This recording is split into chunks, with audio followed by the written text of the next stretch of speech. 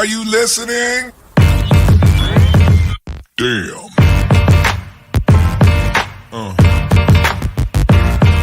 Yeah.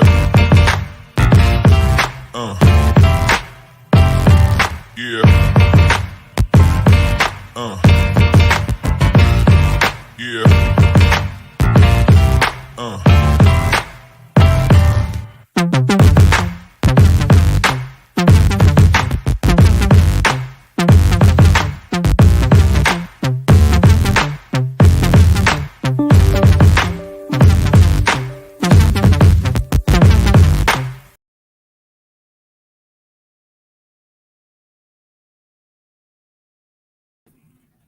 Hello, everyone, and welcome to a brand new episode of The Critics. And today I've got three really special guests that I think you're going to really get a lot out of. But I want to start out first by telling you a little bit about this show and what it's all about and what you should expect today. First, my name is Vinay Raman. I'm the CEO of Carmo. We're a company that helps decode human behaviors and organizational behaviors through data and analytics. And one of the things that we've found is that if your people can't or don't know how to follow you as a leader, they don't love you as a leader, they start to lose their interest over time. And we found this through lots of data and analytics. And on this show, I've brought to the table a couple of people, three people on our panel, who've got some expertise in various areas that I think really add to this discussion or some depth to what we're going to be talking about today. So we're going to start out with the panel. I'm going to start with my top right, Marion. Hey, Marion, how you doing today? I'm great. Thanks for letting me be on the show. Absolutely. Katie, how about yourself? Just checking in, make sure I can get sound. And how you doing? No, I'm great. It's really exciting to be a part of this. Thanks for having me. Absolutely. And Ramona, how about you? Same here. Thanks for having us on. Good. So let me go through and introduce you to all the folks on the panel here and a little bit about their backgrounds. And the title of our discussion today is how much do your employees love you on a scale of 1 to 100? I think we may have typed 1 to 10, but you'll see it on a scale of 1 to 100 today. But I want to kind of start first with Marion. Marion, you've been on the front end of bringing people into organizations for quite some time now. Talk to me about this whole idea of recruiting and bringing people to the table today. Has that world changed at all in your mind in the last, let's say, even the last few years, last decade?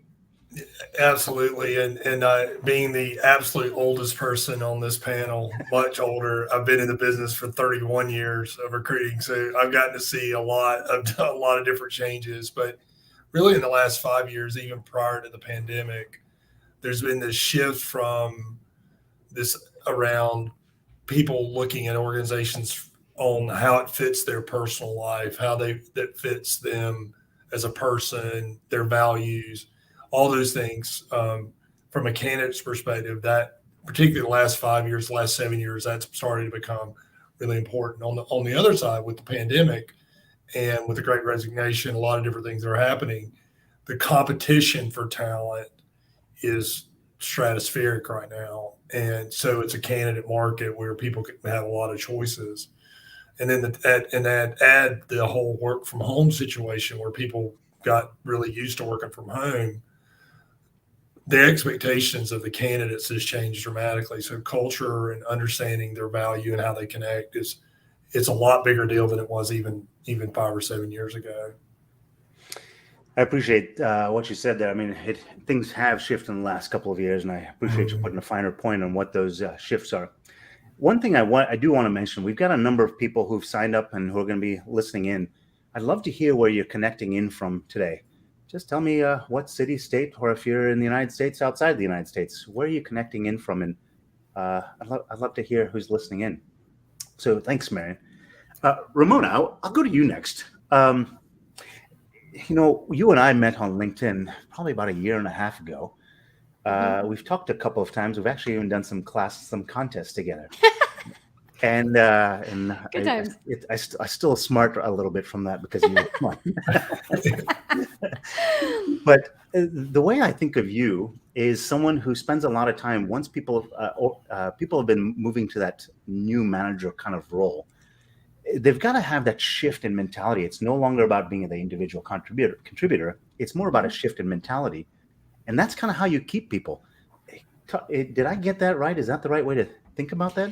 Yeah, it is. And I think that in general, looking at an organization, frontline managers generally have the biggest exposure in the company. Where if you look at an organizational structure, frontline managers have the greatest impact on a numbers wise on employees, and yet it's also the most under-resourced and often the most under-supported layer in the management structure. And yet they're at the same time confronted with this what I consider one of the biggest shifts in someone's career, because not only are they expanding their scope of responsibilities, but they're also required to learn a whole new skill set, and not just skills, but also what you just mentioned, which I think is a really big deal, is a mindset shift that needs to go along with that. It's almost like changing an identity from, it was all about my success, and now it's really, in order to be a good leader, it's all about the success of the people on my team. And for high performers who have sort of gone through the ranks and got themselves into the position to be promoted, that often is quite challenging. So there are the new skill sets that are required at the same time. Like you said, I think it's a huge mindset shift that needs to happen in order for those new managers to be successful in their leadership career. Thank you. Katie, last but not least, you have been running human resources and operations for a company for some time. One of many types of industries that has found it difficult not only to retain, but also bring new people in the door. But somehow you've got to keep the productivity levels up. So you run all of that for a company. Tell me a little more about that. Is that kind of how you see the challenges today, and sort of what kind of keeps you up at night? Is that a fair way to say that? Most definitely keeps us up at night. And I think, it's interesting, like with my background, I did a lot with like accounting and finance. So I'm one of those weird ones that love data, like yourself and I. It's like I love Excel and I love looking at numbers. And so then moving here, and it's been a little bit of a shift, because rather than just looking at numbers, we're looking at the people. And so now it's been interesting to try to get the numbers behind what that tells us about our people, and understanding what their engagement is. I think something like, we're seeing a shift from talking about employee satisfaction to one of employee engagement. And I think organizations, like, they want to learn not only that their people are satisfied with their job and with their employer, but whether or not they really want to do their job at a high level. And like, I think, the logic is simply if people are engaged in their work, then they perform better. And so just trying to really understand what motivates people and how to get people engaged and aligned with what the organization's working towards. I appreciate a lot of what you were just saying there. And I want to kind of open this up for you all, just to kind of get some of your thoughts on this. We named this title, How Much Do Your Employees Love You on a Scale of 1 to 100? And that maybe that key word there is love. And whether you say it's love or significance, appreciation, whatever the right word is there, I feel like that is a piece that is missing from so many. Maybe Ramona, to borrow that word that we both use, mindset. I feel like that's a piece that's missing from the mindset. Comments on that in terms of, is that the right word? Maybe is there a better word? Or how important a role does sort of having your employees love you as a manager play in today's workplace? Ramona, any thoughts? Maybe to go first. Yeah, lots of thoughts.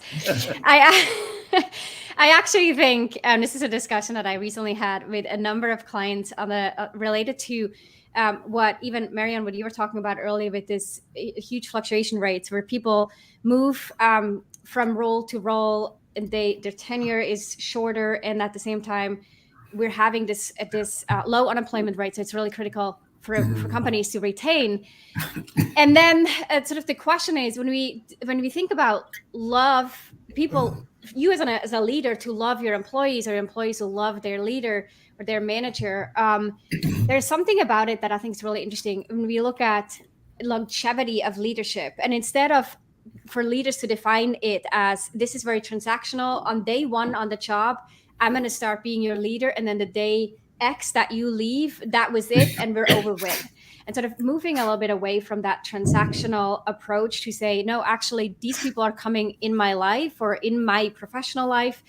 And I see it as me being a mentor or a guide or a support to their success. And that goes beyond day X when they leave and go elsewhere. And oftentimes people work in industries or in locations that are fairly small. And so not only does it pay out to continue those relationships, but it's also the right thing to do. And I think it's the thing that makes us enjoy work a lot more if we're genuinely invested in these relationships and don't just see it as the transaction of contract day one to this is the end date and this is where the relationship will also come to an end, and moving away from that and seeing it a lot more as a human to human interaction. They come into our lives and then they carry on being part of that professional network and way beyond. So look, I expect all those who are listening in, you're probably going to be getting lots and lots of little nuggets throughout the courses from Ramona, from Katie, and from Marion. I'd love for you to share throughout the course of this. Is something that you agree with and say, man, gosh, I'm gonna paste that on my wall behind me. And I'm gonna live by this rule. I would love to hear that. On the other side, if you're saying, well, I'm not sure if I buy into that, let's talk through it. So I'd love to hear what's resonating with you, what's kind of sticking in your mind throughout the course of this conversation. But Marion, Katie, what are your thoughts based on maybe what just Ramona said, or just kind of this idea of that love that a leader's got to have from their people? Yeah, I mean, I definitely agree. I think with employees, when it comes to like someone's job, we're seeing a shift even in that as well, where it's not just about like, how much money that they're making at the job. They want to feel like they want to feel valued, and they want to feel like their job makes a difference. And I think one of the things that's important as an organization is to help people understand how their role fits into the company as a whole. And, one of the things that,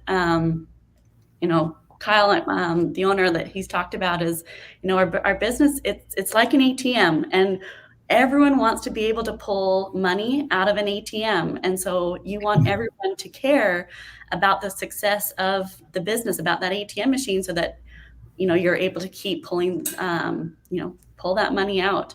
And I think it's something that, our employees, like, they're the greatest asset that a business can have. And so if our employees can care about the work that they're doing, and if it aligns with the company's vision and our protocols, and they can see the impact that their work can have, then they're going to be more engaged, and the business will be more successful, and everyone will be able to continue to grow. And then, like I said, withdraw that money out of the ATM, because it's going to be healthy and profitable.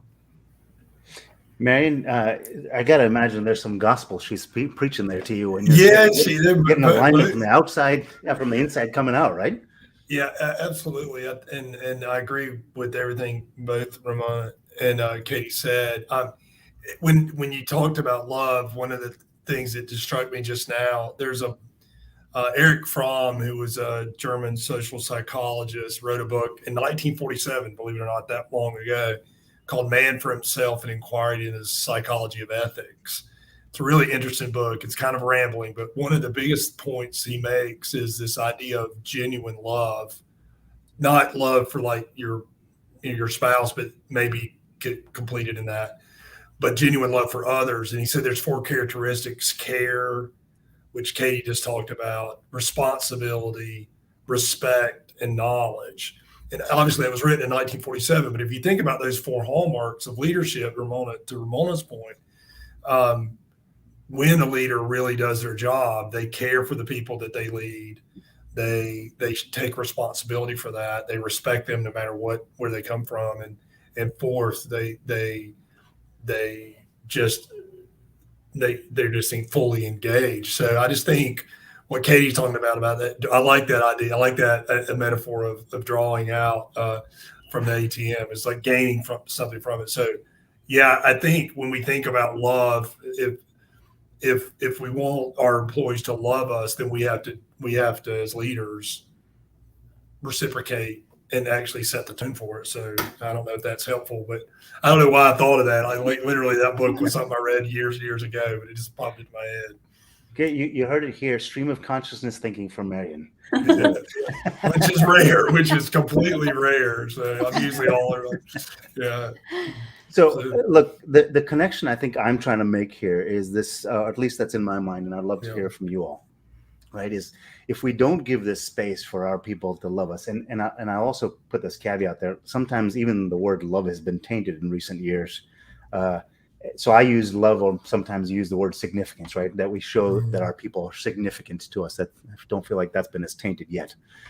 But if we show them significance, then they have the ability to step forward and do better. If we don't show them that significance and we don't have that alignment and clarity between what we need from them and what we give to them, then there's less clarity, less ability for them to do in a way that we want. And therefore that relationship really will kind of, there's a recipe for failure as opposed to a recipe for success. I'm kind of curious. Do you all see it the same way?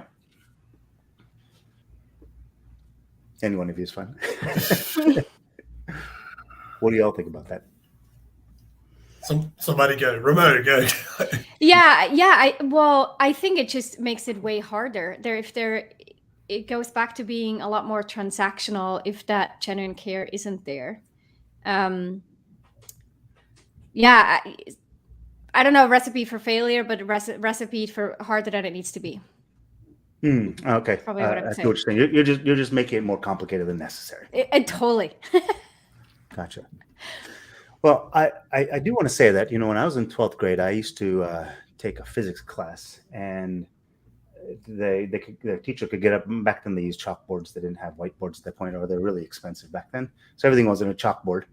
And they used to draw all these equations and mathematics and stuff and diagrams on the board. But until I actually crashed the two billiard balls into each other, I didn't actually get it. The light bulb didn't go off in my head. Mm-hmm. So I wanted to bring up some graphs. And the reason for bringing up graphs is this is actually based on real data from real organizations, where we can kind of see how there's a lack of alignment between the leadership and employee. And now, the connection I want to make here, and this is kind of why I wanted you all to see this, or wanted your thoughts on this, is that if there's a lack of alignment, there's an opportunity for a leader to provide more significance, provide more love to that employee, so they know how to do well in that role, as opposed to saying, "Hey, this is just not going to work." Ramona, maybe even a little bit to what you were saying about training some of these managers to kind of make that mind shift set. It's not the fact that they're doing bad so much as we just don't have alignment in how to go forward together. Does that make some sense? Yeah, 100%. Katie, we've done some work together and looking at graphics and data and stuff like that. Have you seen that same sort of shift in terms of how you can shift perspective as a leader once we have greater alignment with our people, and so we can provide them the space and the love that they need? Yeah, most definitely. I think, and it just kind of ties back to what everyone's been saying, is when there's alignment, like for me, alignment and engagement go hand in hand. And an employee that's, like your rock star, your superstar, they're people that are aligned and they're engaged. And so it's nice to be able to see the data behind where people's alignment may not be in the same as what like a company, like the organization has as a whole. And so then being able to do coaching on that, whether or not it's something where they're not in the right seat, or they haven't had the right training, or not the right training, but they need additional training in order to correct that or help them understand more of what the company's vision is.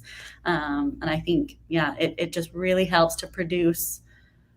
Well, I don't want to say produce, because I don't want to say that we're producing employees, but for employees to be able to feel like that the work that they do matters and they're successful. I think people want to know that they're doing a good job at the end of the day. And part of that comes from knowing that their vision aligns with the company's and that their performance is matching what the vision of the company is looking for, I guess.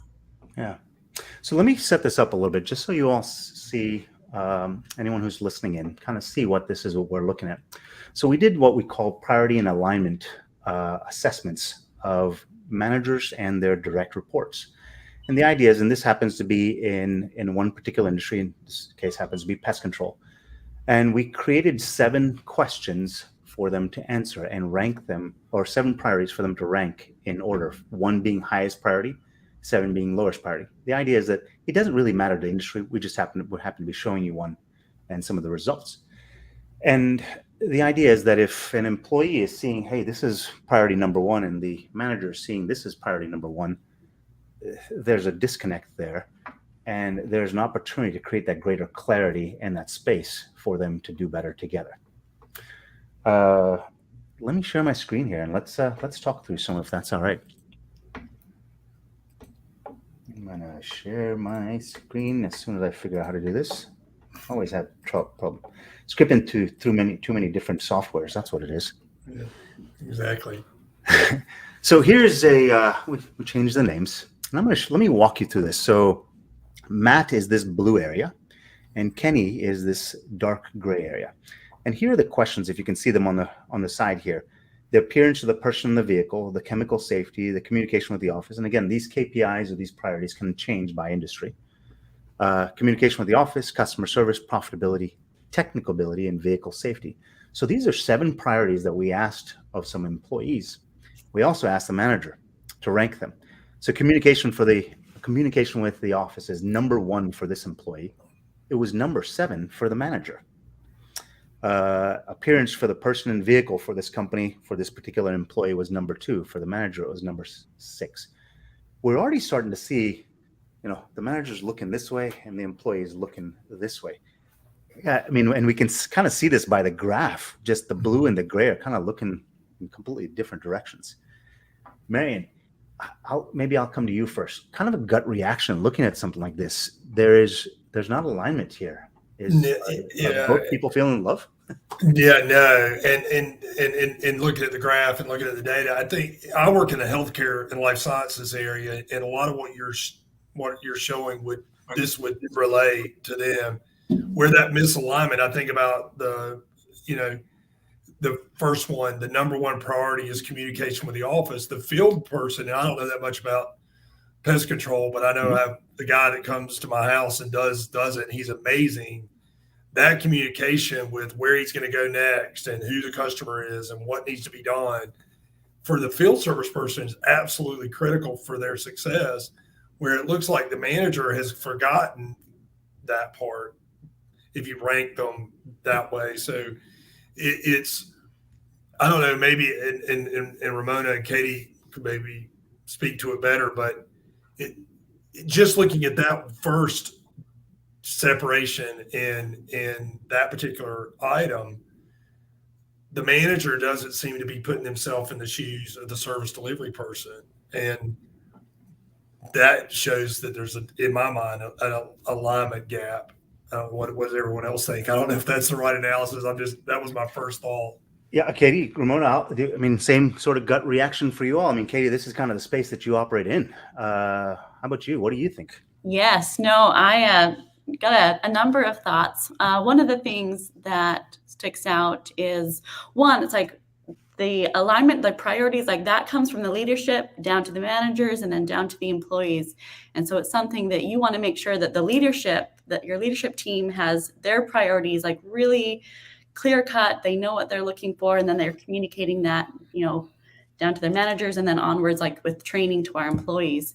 And it's interesting to hear your thoughts on that, Marion, because coming from the seat that I am in, I understand why Kenny has like chemical safety is something that's super important, because if that's not something that's important, then, or it's not ranked really high, then that can cause problems in the customer service world, where if they're not careful with what they're doing or if they're using wrong products, customers are going to be frustrated as it stands. But one of the things that is also jumping out to me is, where our priorities are, that's where that's what we view as most important. That's where our energy and our focus is going to be going towards. So I can only imagine how frustrating this would be for Matt to think, where his top priorities are, communication with the office and appearance, that's what he's focusing on and he's working on. And then he's feeling like he's not being appreciated by his manager because his manager doesn't view those as important. And so like as time goes on, he's going to keep feeling undervalued and underappreciated because his boss doesn't see the effort that he's making. Whereas with Kenny's frustrated because, while yes, Matt looks great and he's got very meaningful interactions with the office, he's not paying attention to chemical safety because that's, his bottom priority. And so that could potentially be causing liabilities down the road. And he doesn't care about how he's interacting with customers. And so when there's that misalignment, there's just frustration on both sides because people aren't putting their energy and their focus into the same places. And that's where people, I think, can like I said, feel frustrated. Ramona, the thought, and let me give you just a little bit more context here because I would love to hear your thoughts, right? So what we've done is we've kind of taken these differentials and kind of how much difference there is.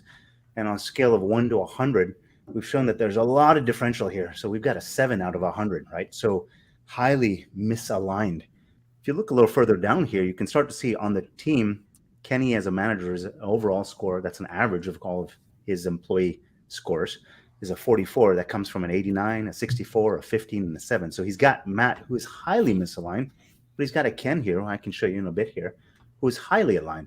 What does that say to you, Ramona, in terms of, and part of what Katie was saying, look, if they're going in different directions, Matt has probably got a lot of frustration in what's happening. And over time, that divide just probably gets bigger and bigger, does it not?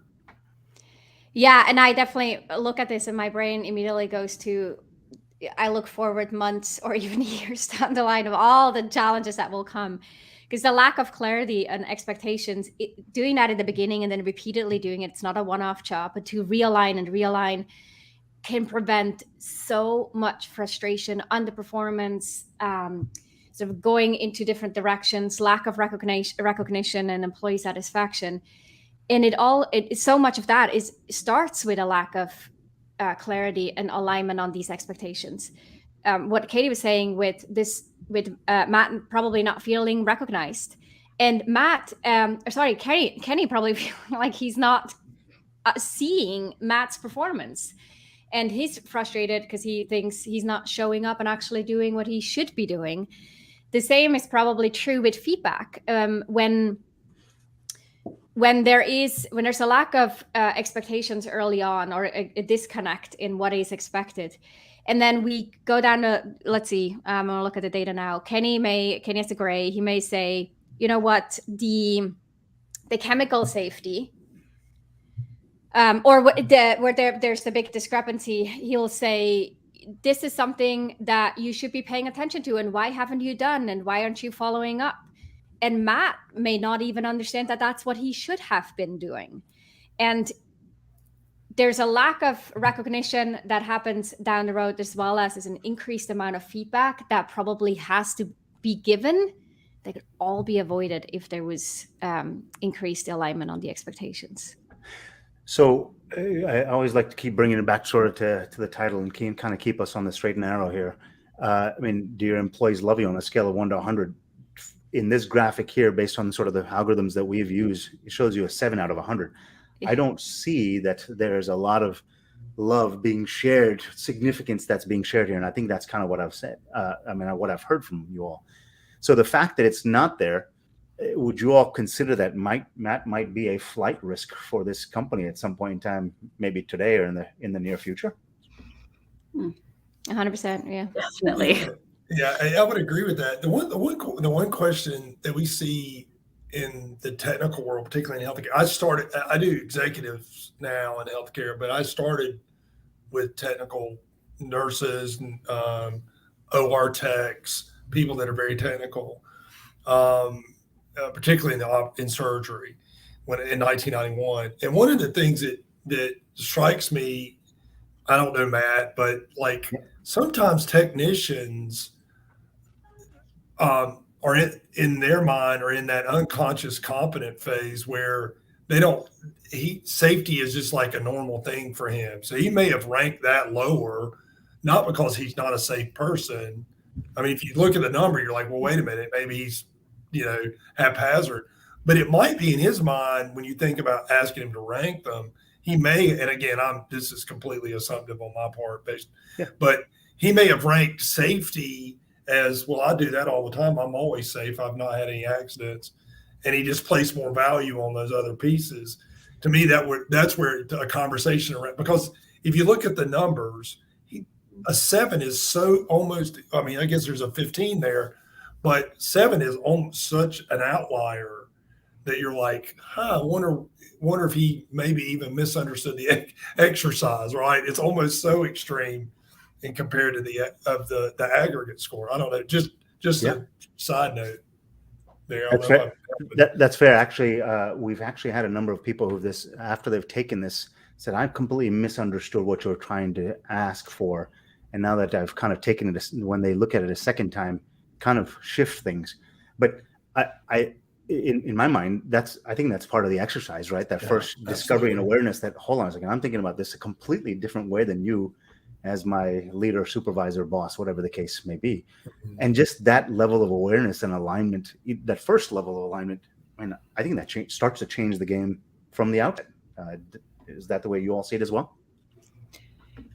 Yeah, I think one of the things, again, and coming from someone that loves data, like this is so important, and it adds so much to the picture, but it's not the full picture. And I think I really like what Marion said there. It's because like we can look at some other data from Matt and maybe see if he truly does think that chemical safety is important, but it's just like, you're right. It's something that he always does. So it's not something that he's ranking really high because it's a given. And so if we were able to see the other data to see how is he doing with, his chemical usage, or, maybe it's safety when it comes to driving and looking at those numbers, it's like, if we see that his numbers there are great, then perfect. We know that that's not the issue, or that's not a concern, but maybe there's some other things that are. And so it just helps really paint a little bit more of the picture and to see what, how Matt is feeling about the job, what his satisfaction is, or how much he loves us. But there's a lot more that goes into these numbers. So we just got a comment from Brandy. This is so interesting, especially because employees often get the blame when there's a disconnect, but sometimes the lack of clarity completely falls on the shoulders of the manager. Ramona, Marion, Katie, thoughts on that comment? Thank you, Brandy. Yeah, I think I do think it's the manager's responsibility to create the space to have these conversations. But if your manager doesn't do it, you can't rely on it and just say like, well, that didn't happen, right? So then it is something that you, as speaking of from an employee's perspective, you can encourage these conversations, set that up, be in the lead, which is part of managing up to make sure that you're aligned, and it probably also demonstrates some leadership competence by being in the lead of these conversations, making sure that you're on the same page with your manager. But at the end of the day, I wish that managers would be the ones who make sure that this does happen, and it's part of what I often refer to as their leadership system to check the box. So I want to throw a word out there. Actually, two things I want to talk about. Number one is, I think what I heard from you is that it is the manager or the leader's job to take ownership of this space between them and the employee. I mean, it's not, the employee has to be a part of it, a committed and willing party to it. But I think what I'm hearing from Ramona is that leader, that's their job to take ownership of it, right? In terms of if it does or does not happen, that liability or that culpability lies on the manager's shoulders, right? Is that did I hear that right? Yeah. Yes. And the only add-on what I would make here is to say that if your manager, if someone is listening and their manager doesn't actually do this, then don't blame the manager, but take ownership yourself and be the one pushing forward with these conversations. Because ultimately, it's also about your success and you wanting to be sure that you actually feel like you can be successful in your job and meet expectations. I want to bring up, I've spent a lot of time, what I'll say, discerning between words. For example, a number of years ago, someone made me aware of the difference between I have to go pick up my kids from school as opposed to I want to pick up my kids from school. One is an external pressure, one is an internal desire, and they're kind of the same, maybe outcome, but they come from two different places. And I want to talk about these two words, efficiency, because I hear in communication, I hear about this all the time, efficiency of communication versus effectiveness of communication. In this case, the boss may be very, very efficient in communicating. They say it 1,000 times, but the message is not getting through.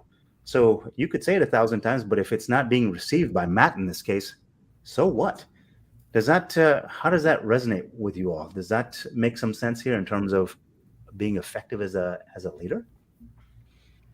Yeah, I'll jump in on that because I was looking at Brandy's comment, and the word that jumps off the page is clarity. If you think about I may be efficient communicating, like you said, I've say the same thing over and over again. It's a consistent message, but if the receiver of that message doesn't understand clearly what I'm trying to communicate, and then I'm aware as their manager or their leader that I have an awareness that they understand what I'm saying, then I'm not effective in any way.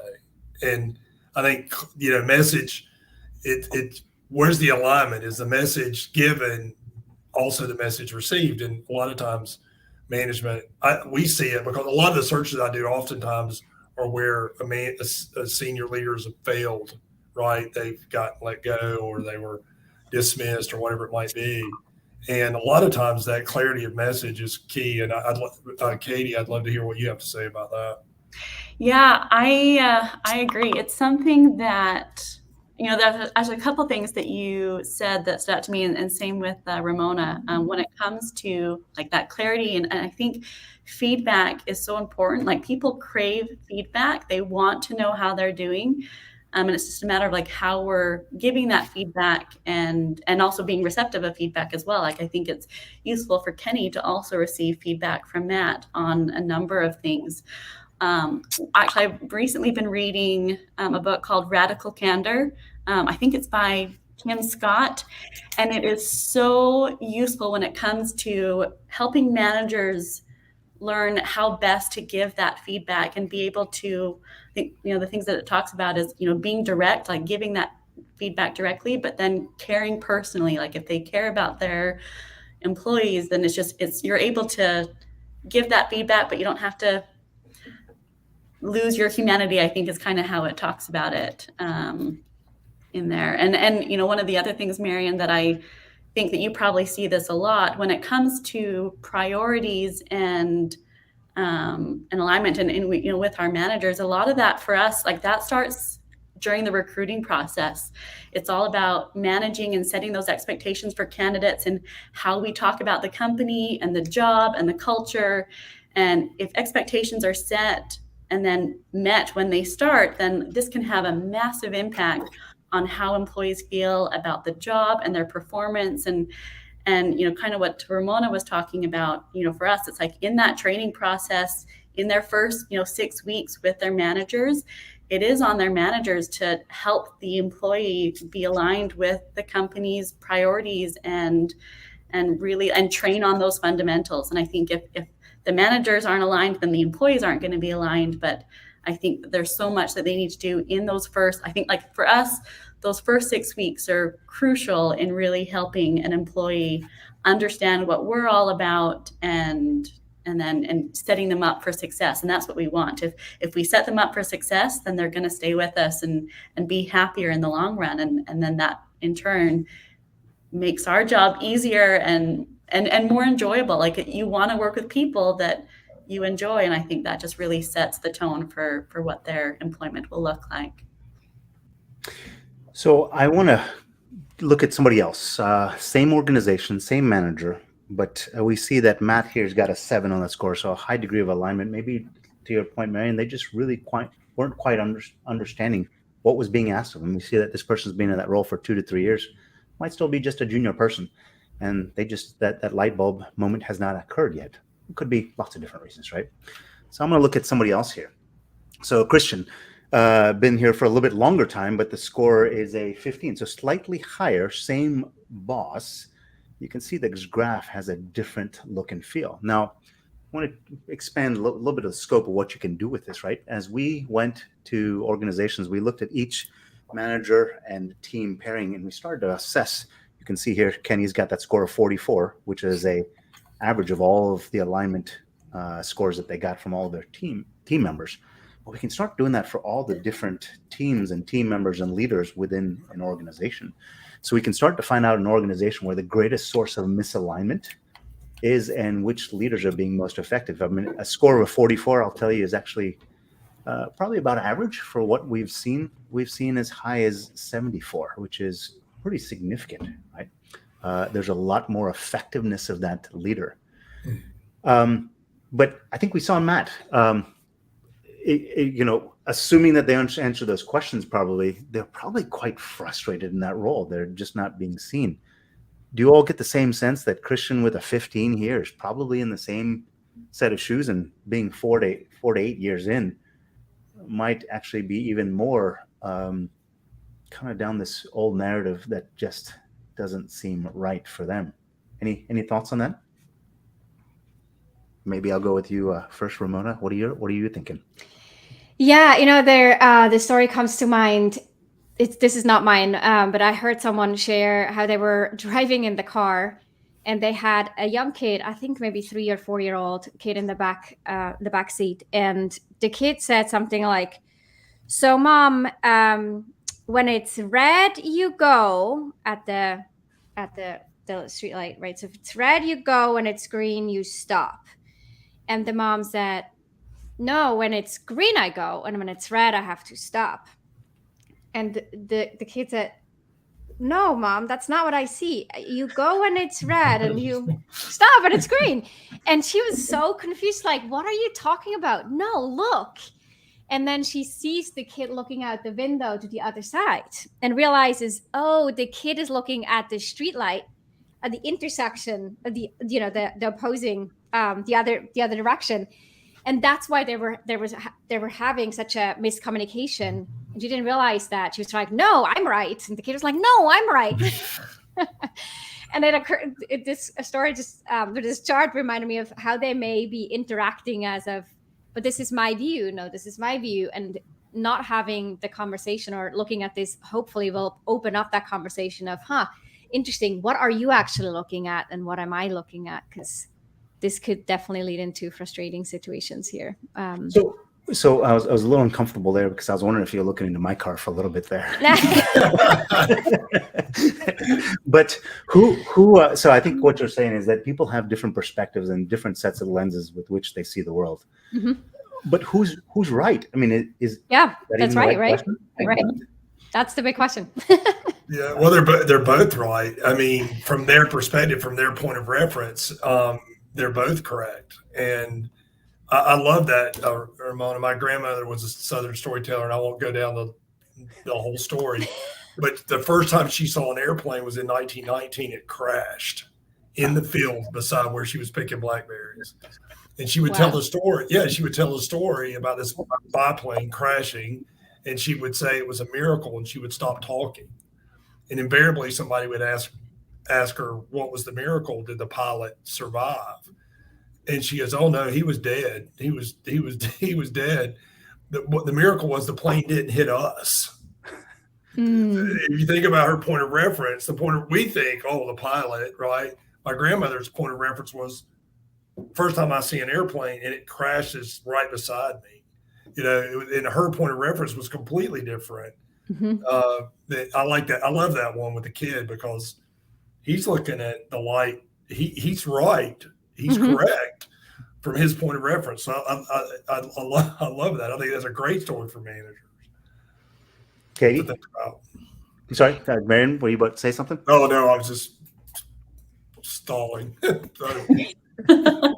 No, I agree. I love it. It's funny because in my mind, I was thinking, red go. And I was probably similar to you and I, where I'm like, yeah, if I see that it's touched red, like I'm going fast if I can get through. And so I was trying to think of how that, relates to the business today. But I'm like, maybe it's just bad driving and focus on that. Point of reference, right? Yeah. But I think, with Christian, I do see this very similar with Matt. And it's like, but probably even more frustrating so because Christian has so many more years of experience. And so, just like how long that frustration has been growing and just trying to, I don't know, like that's just something that's just kind of been jumping out at me that, it's really useful to understand where people's, like I said, their priorities and alignment are. But I think knowing that he's been dealing with that frustration for as long, I could see the resentment being a little bit more than what Matt has. But it's just kind of what was coming to my mind when I was looking at this graph. So Brandy chimes in, I think back to the story of the kid in the back seats, maybe even the biplane. And she said that story is a great example of the importance of perspective. I agree. I feel like for me, it's what's more important is perspective rather than knowledge. At least that's kind of the way I see the world. Yeah, because looking at having 4 to 5 years of experience in that role, what Christian probably sees and why he is ranking it the way that he is comes from his insights, his perspective, and what he experiences day in and day out. Kenny may not be out in the field as much, so his assumption of what the priorities should be is coming from a different set of or different perspective. And so if Kenny then starts to measure Christian's performance based on his and his only perspective, then that's where a lot of the frustration, I think, comes into play. So I think on one hand, it is about aligning, but not, and aligning means coming together and agreeing on a set of principles. It doesn't mean the manager to push down without encouraging the conversation of what the priorities actually should be. I want to skip ahead one more just because I want to show you. I mean, I kind of put these in order, kind of increasing in scored, kind of for a purpose here. I want to show you someone that actually has got someone who's got a high degree of alignment here, right? Chemical safety, they're aligned. On customer service, 3 versus a 2, so relatively aligned. Vehicle safety, 2 versus 4, so there's a much greater degree of alignment here, as opposed to Christian and Matt. I suspect to some degree, I'll hazard to say, they might have to drag themselves out of bed every morning to get to work because they see that it's a slog for them. But this person Ken, in the same role, the same company, I might even say might jump out of bed, can't wait to get to work, maybe.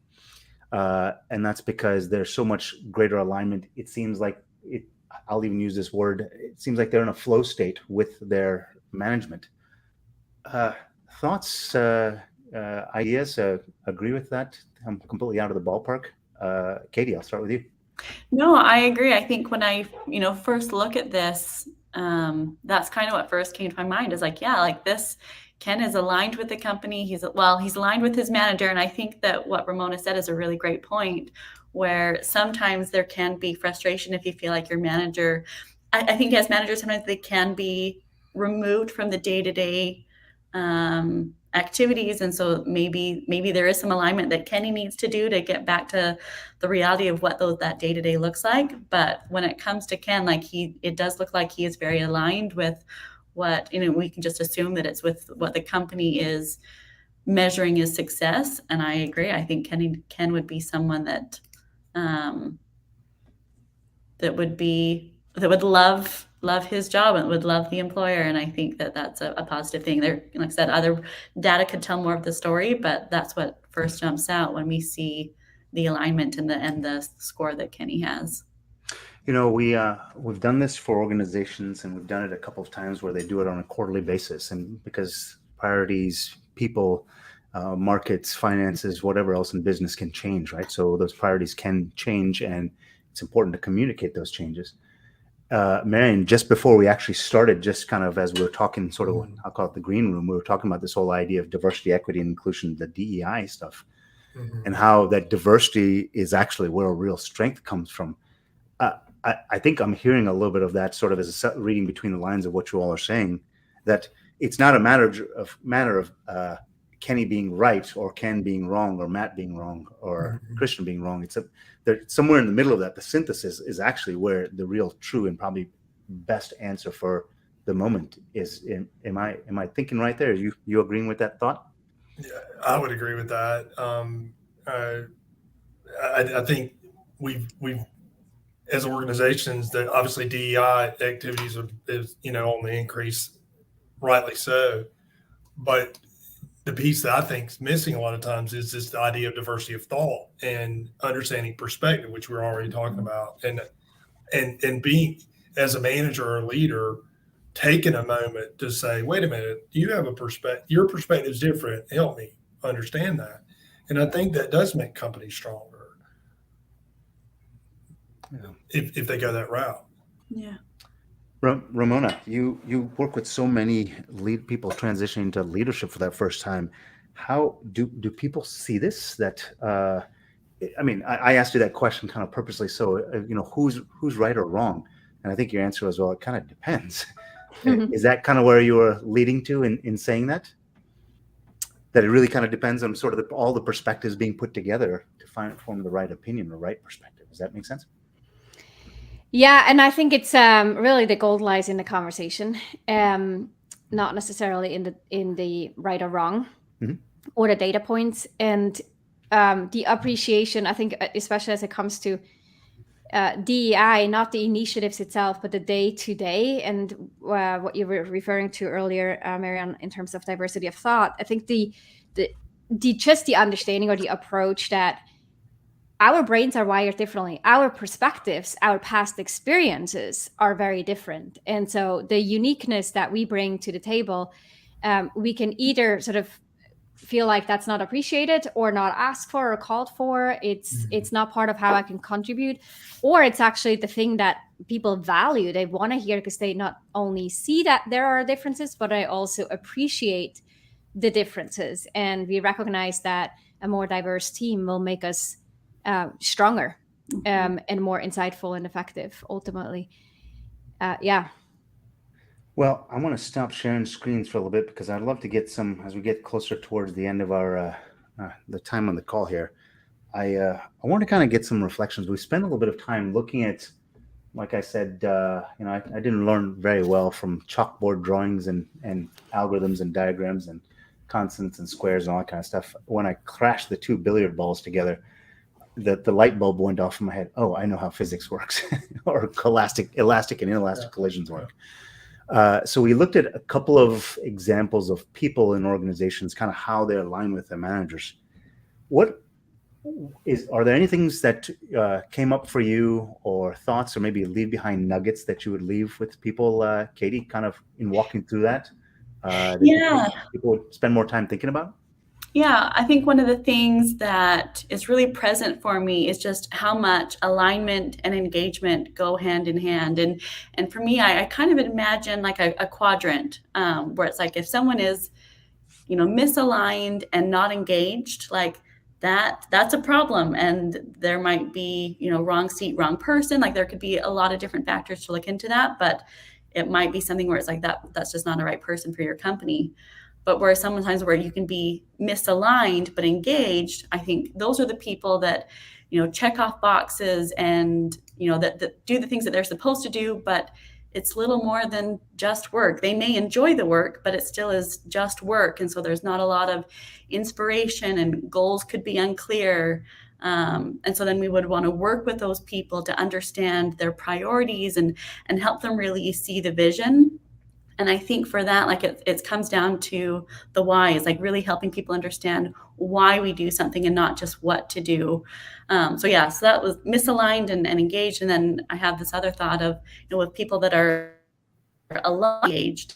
And with that, I'm like, those are they're the right person, but it may not be the right seat, or maybe they do need more training. And I have a thought comes to mind. We have an example with an employee. I did an exit interview with him a few months ago, and someone like, he loved the company, he loved the people that he worked with, but there were aspects of the job that he really struggled with. Like he loved most of it, but there were just some aspects that he didn't enjoy and that he really struggled with, and that caused some anxiety. And he was the right person, but it just wasn't the right seat for him. And I think that by understanding like where people are in their alignment and their engagement helps us learn how to best coach them and see where we can fit those people in within the organization. And then obviously the rock stars and the superstars, like they're in our, they're engaged and they're aligned, and they're the ones that get it and they get the whys and they're excited. And I just think that there's a lot of value in trying to understand where people are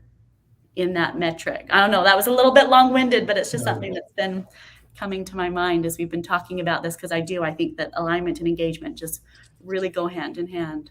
Well, I think I'm going to try to build that quadrant, because I think I have a good idea of how we could build that. Yeah, I like that, actually. Please share. I actually like that. Yeah, I actually like that. Marion, thoughts, nuggets? I could talk for hours on flow. You mentioned flow theory a minute ago, and I think that speaks to Katie's situation. So in Csikszentmihalyi's model of flow theory, he says we are in a state of anxiety when our skills are not aligned with the challenge. And I think it even goes further. It's not just skills, it's how we connect, or we're in a state of boredom, right? So if you think about that, Katie, the example of the person who really is engaged, but they're not aligned, they're not in the right seat, it's probably because they have a set of skills that are not being utilized. They're either bored or they're in a state of anxiety. And I love, you should do a show on flow. I'll come back for that. I'm a huge flow rules my world. So anyway, that's the nugget is if we think about being the alignment as opposed to engagement, when we can get people where their skills and their engagement is completely connected, and they're not in a state of apathy or state of anxiety, they're more likely to be engaged and more likely to be fully involved and more likely to have that alignment.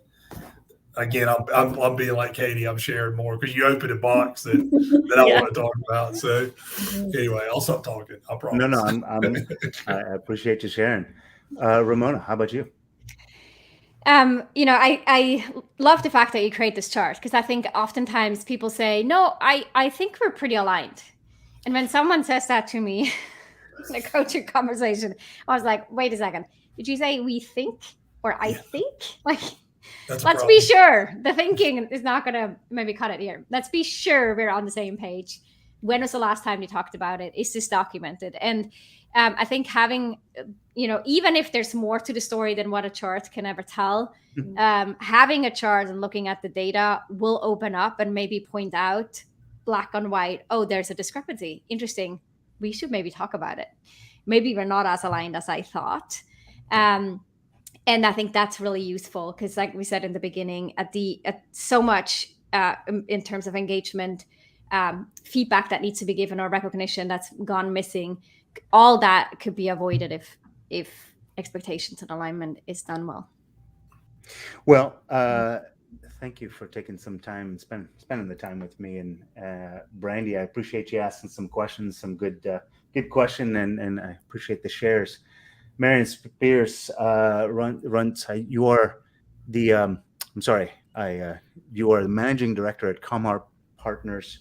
You spend a lot of your time in executive recruitment in the healthcare space. And if anybody wants Marion's number, I'll be putting it into the comments as a follow-up to this chat so you can get in touch with Marion. Marion, thank you for your time.